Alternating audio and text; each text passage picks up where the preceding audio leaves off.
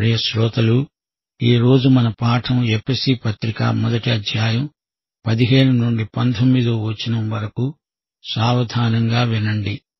పౌలు ఎఫెసీ విశ్వాసులకు రాస్తున్నాడు. ప్రభువైన యేసునందలి మీ విశ్వాసమును గూర్చి, పరిశుద్ధులందరి ఎడల మీరు చూపుతున్న విశ్వాసమును గూర్చి నేను విన్నప్పటి నుండి మీ విషయమై మానక దేవునికి కృతజ్ఞతాస్తుతులు సమర్పిస్తున్నాను. మీ మనోనేత్రములు వెలిగించబడినందున ఆయన మిమ్మును పిలిచిన పిలుపు వల్లనైన నిరీక్షణ ఎలాంటిదో, పరిశుద్ధులలో ఆయన స్వాస్థ్యం యొక్క మహిమైశ్వర్యమెట్టిదో, ఆయన క్రీస్తునందు వినియోగపరిచిన బలాతిశయమును బట్టి విశ్వసించే మనయందు ఆయన చూపుతున్న తన శక్తి యొక్క అపరిమితమైన మాహాత్యం ఎలాంటిదో మీరు తెలుసుకోవాలని, మన ప్రభువైన యేసుక్రీస్తు దేవుడైన మహిమా స్వరూపి అయిన తండ్రి తనను తెలుసుకోవడమందు మీకు జ్ఞానము, ప్రత్యక్షత గల మనస్సు అనుగ్రహించేటట్లు నేను నా ప్రార్థనలందు మిమ్మును గూర్చి విజ్ఞాపన చేస్తున్నాను. చూచారా, పౌలు విశ్వాసుల పక్షాన ఎంతగానో విజ్ఞాపనలు, ప్రార్థనలు చేస్తున్నాడు. గత పాఠంలో ఎఫెసీ పత్రికలోని రక్షణ సందేశాన్ని ధ్యానించాము.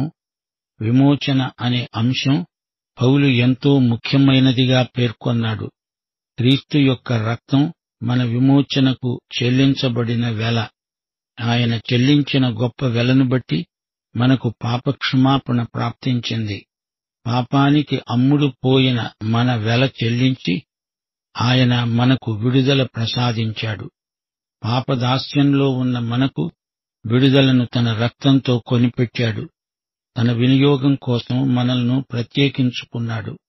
ఆయనతో మనకిప్పుడు వ్యక్తిగత సంబంధం ఉంది.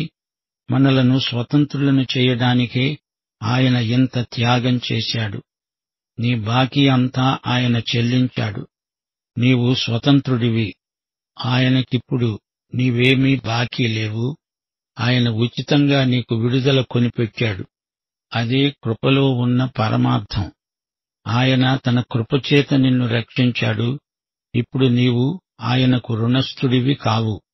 నిన్నాయన కొన్నది నిన్ను స్వతంత్రుణ్ణి చేయటానికే. మనమిప్పుడు ఆయనకు ఎందుకు సేవ చేస్తున్నాము? ఆయన బాకీ తీర్చడానికా? కాదు కాదు, ప్రేమ కొద్దీ సేవ చేస్తాము. యోహాను సువార్త 14వ అధ్యాయం 15వ వచనం ప్రభువు అన్నాడు, మీరు నన్ను ప్రేమిస్తే నా ఆజ్ఞలు గైకొంటారు. ఆయనను ప్రేమించని వారు ఆయన సేవకులు కాలేరు. ఆయనకు మన ప్రేమ ప్రతిస్పందనే సేవ. ఆయనే మొదట మనలను ప్రేమించాడు గనుక దానికి మనం స్పందిస్తున్నాము. ఆయన నిన్ను బానిసల అంగడిలో కొన్నది నిన్ను తన బానిసను చేసుకోవడానికి కాదు. ఆయన బానిసల వ్యాపారి కాడు. నీకు ఉచితంగా ఆయన స్వాతంత్ర్యం కొనిపెట్టాడు. తన రక్తంతో ఆయన మన పాపక్షమాపణను కొనిపెట్టాడు. ఆయన రక్షకుడు. ఆయనిప్పుడు నీ ప్రభువు. నీవాయనను ప్రేమిస్తే సేవ చేస్తావు, లేకపోతే చెయ్యవు, అంతే. ఆయన కృపామహదైశ్వర్యము ఎంతో గొప్పది. మర్మము అనే మాటకు బైబిలులో ప్రత్యేకమైన అర్థముంది. ఇంతవరకు మరుగై ఉన్న దానిని దేవుడు బయలుపరిచాడు అని అర్థం. ఇది మానవులు తమ స్వంత జ్ఞానంతో కనుగొన్నది కాదు. మర్మమును దేవుడే ప్రత్యక్షపరిచాడు. యుక్త సమయంలో దేవుడే బయలుపరుస్తాడు. మర్మంలో మనకు అవసరమైనంతవరకే దేవుడు బయలుపరుస్తాడు. సంఘం తరతరాల మర్మం. దీనిని దేవుడు మనకు బయలుపరిచాడు. దేవుని రాజ్యం ఒక మర్మం. ఈ యుగంలో ఇశ్రాయేలుకు ప్రాప్తించిన ఆధ్యాత్మిక అంధత్వం ఒక మర్మం. ఈ యుగాంతంలో విశ్వాసుల శరీరాలు మహిమకు మార్చబడడం మర్మం. యూదులతో అన్యులతో ఏర్పడిన క్రీస్తు యొక్క ఏక శరీరము సంఘం. ఇది కూడా ఒక మర్మం. సంఘం యేసు యొక్క పెళ్లి కుమార్తె అనడం మర్మమే. క్రీస్తు మనలో ఉన్న మహిమ నిరీక్షణ అనేది మరొక మర్మం. మనలోని క్రీస్తు మహిమ నిరీక్షణ అనుభూతి మర్మమే. దైవభక్తిని గూర్చిన మర్మము గొప్పది. ధర్మవిరోధ సంబంధమైన మర్మమొకటి ఇప్పుడు పనిచేస్తున్నది. యేసుక్రీస్తు చేతిలోని 7 నక్షత్రాలు మర్మమే. ఎన్ని మర్మాలున్నా, అన్నీ దేవుడు మనకు బయలుపరిచినా, సంగతులు కొన్ని మరుగు చేయటం దేవునికి ఘనత. ప్రకటన గ్రంథంలో 17వ అధ్యాయం 5, 6 వచనాలు. బబులోను వ్యవహారమంతా ఒక మర్మమే అని చెప్పబడింది. ఎఫెసీ పత్రిక 1వ అధ్యాయం 8, 9 వచనాలు. కాలము సంపూర్ణమైనప్పుడు జరగవలసిన ఏర్పాటును బట్టి ఆయన తన దయా సంకల్పము చొప్పున తన చిత్తమును గూర్చిన మర్మమును మనకు తెలియజేసి, మనకు సంపూర్ణమైన జ్ఞాన వివేచన కలగాలని ఆ కృపను మన ఎడల విస్తరింపచేశాడు. ఆయన చిత్తమును సంకల్పమును గూర్చిన మర్మమిది. ఆయన జ్ఞానమును అనుసరించిన మర్మం. దేవుని చిత్తమందు ఆయన మహాజ్ఞాన వివేకములు ఇమిడి ఉన్నాయి. ఇప్పుడు మనము బయలుపరచబడిన దేవుని మర్మమును ఎరిగిన వారము. దేవునికి స్తోత్రం. కాలము సంపూర్ణమైనప్పుడు క్రీస్తునందు దేవుడు సమస్తమును ఒకటిగా సమకూర్చాడు. యుగము అనే మాట బైబిలు పరిభాషలో ప్రత్యేకార్థమిస్తుంది. బైబిలు యుగ విభజన ఎంతో అర్థవంతమైనది, గంభీరమైనది. రక్తము, విమోచన, శిలువ అనే మాటల్లాగే యుగం అనే మాట ఎంతో అర్థగాంభీర్యము కలది. యుగములు అనే అంశాన్ని కొందరు బోధకులు తప్పించుకు తిరుగుదామనుకుంటున్నారేమో. అది కుదరదు. యుగాలను గురించి బైబిలు నేర్పుతుంది. మనం నేర్చుకోవాలి, నేర్పాలి, తప్పదు. బైబిలు భాషలో యుగము అంటే కొంతకాలము అని అర్థమెక్కడా లేదు. యుగము అంటే ఒక క్రమం. యుగము అంటే దేవుడు ప్రత్యేక కాలంలో చేసిన ఏర్పాటు.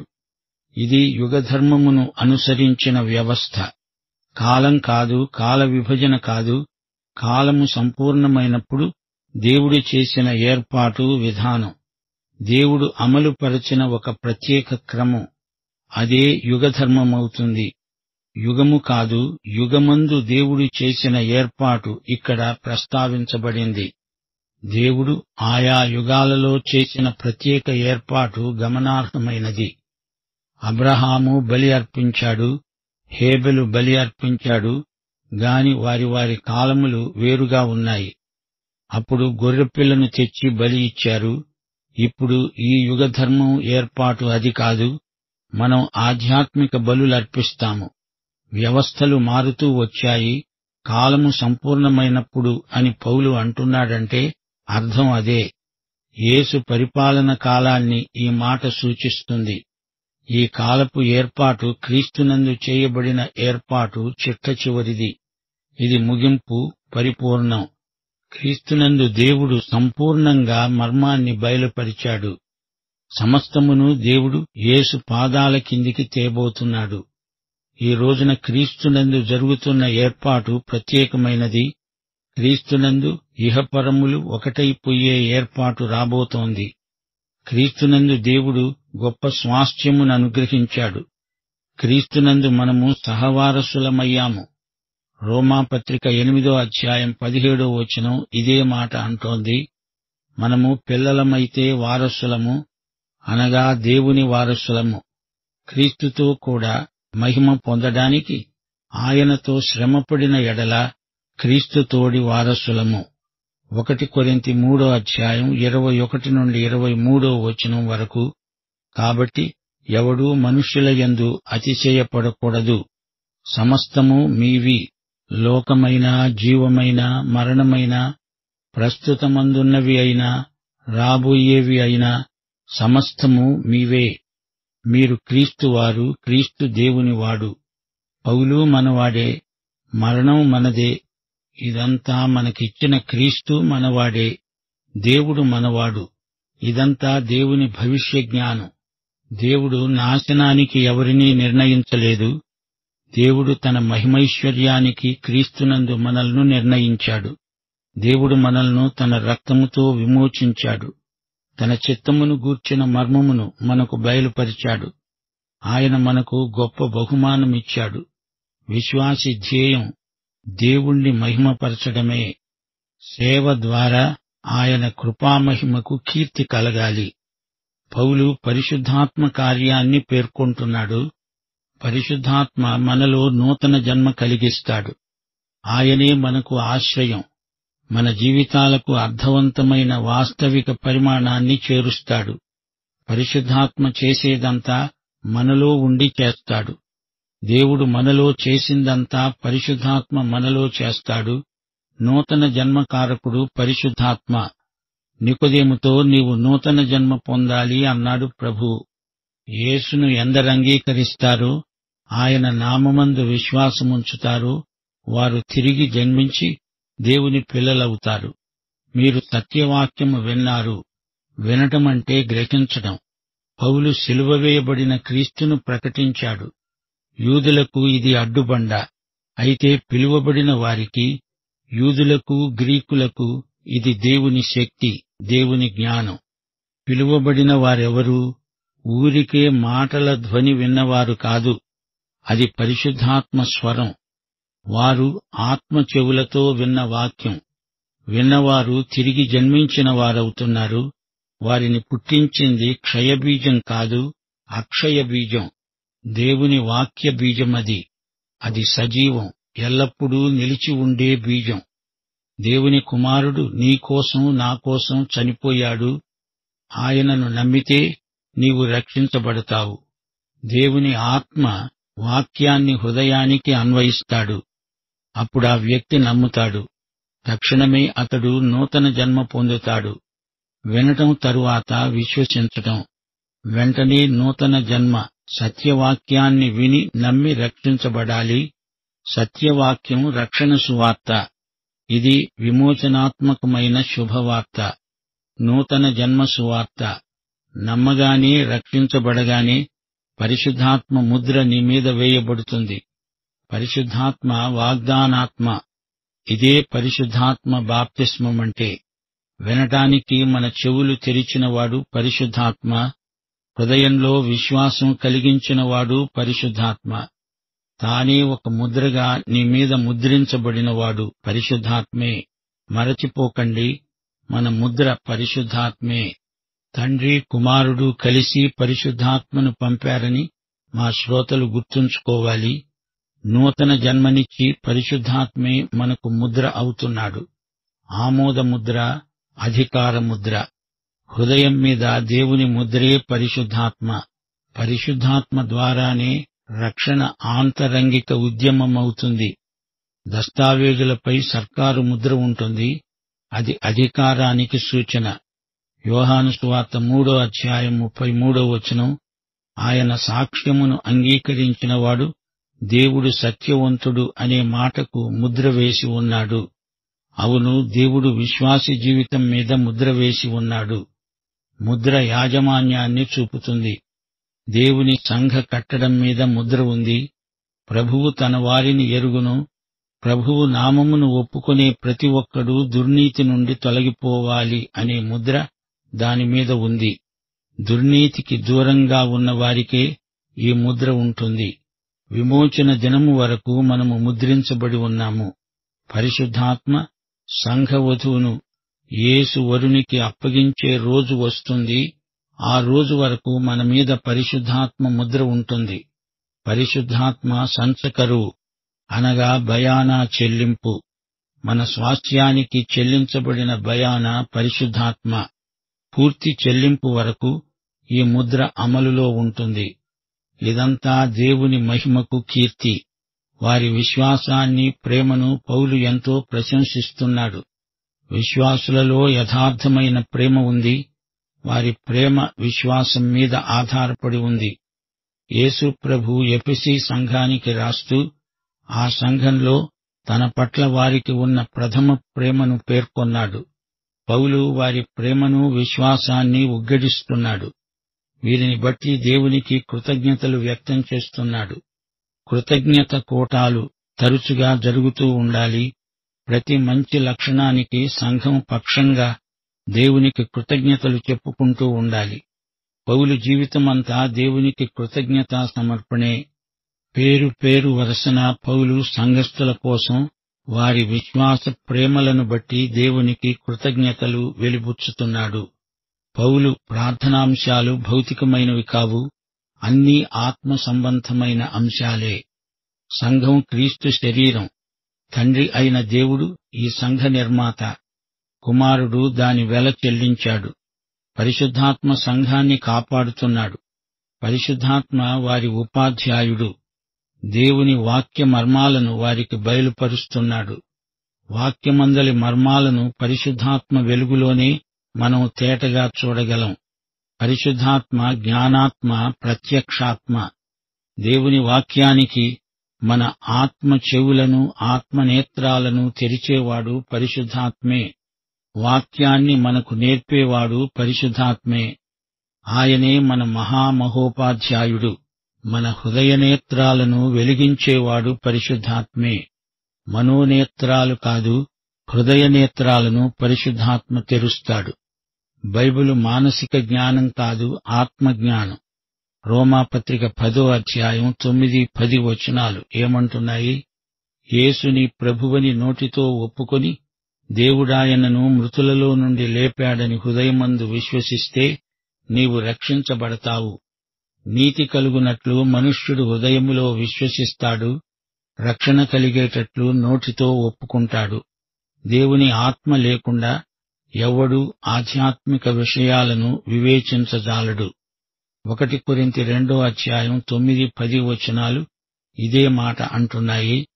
దేవుడు తనను ప్రేమించే వారి కోసము ఏవి సిద్ధపరిచాడో అవి కంటికి కనపడలేదు, చెవికి వినపడలేదు, మనుష్య హృదయానికి గోచరము కాలేదు అని రాయబడి ఉన్నది. మనకైతే దేవుడు తన ఆత్మ వలన వాటిని బయలుపరచి ఉన్నాడు. ఆ ఆత్మ అన్నిటినీ, దేవుని మర్మములను కూడా పరిశోధిస్తున్నాడు. ఏమీ చదువురాని వారు, ఎన్నడూ ఏ ఒక్క పుస్తకం కూడా చదివి ఉండని వారు కూడా వాక్యాన్ని శ్రద్ధగా విని ఎన్నెన్నో మర్మాలు పరిశుద్ధాత్మ వలన గ్రహించగలిగిన వారున్నారు. వాక్యానికి మన హృదయాన్ని పరిశుద్ధాత్మే తెరవగలడు. దేవుని ఆత్మ ఈ రోజున కూడా మనకు బోధించగోరుతున్నాడు. శ్రోతలు, లేఖనాలను పరిశోధించండి. పరిశుద్ధాత్మ మిమ్ములను సర్వసత్యములోనికి నడిపించగోరుతున్నాడు. పరిశుద్ధాత్మతో సహకరించండి. వాక్యానికి మీరే వ్యాఖ్యాతలవుతారు. ఒక వాక్య భాగం మనకు అర్థం కాకపోతే, ప్రియ పరిశుద్ధాత్మ నన్ను నడిపించు అని అడుగు.